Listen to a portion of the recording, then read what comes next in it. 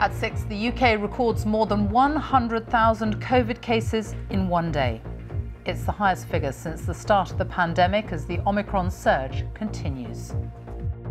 I don't think I've ever known a time during this whole pandemic when data was being scrutinised so carefully on a day-to-day basis, where there's so much uncertainty and yet big decisions have to be made.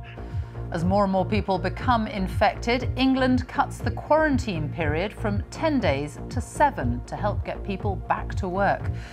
New restrictions for Wales from Boxing Day. The rule of 6 returns in restaurants. In Northern Ireland, nightclubs will have to close.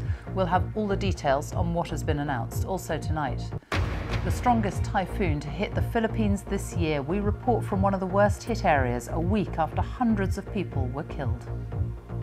You can see up there on the roof, it's been completely torn off like a can of sardines. 90% of the buildings here have been damaged.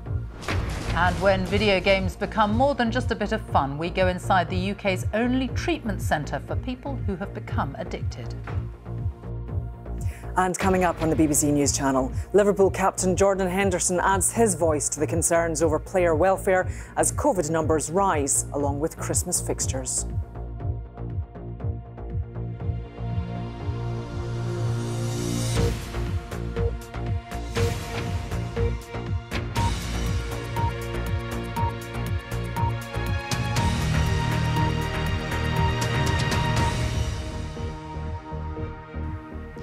Good evening and welcome to the BBC News at 6. The UK has recorded more than 100,000 new cases of coronavirus in one day for the first time since the start of the pandemic.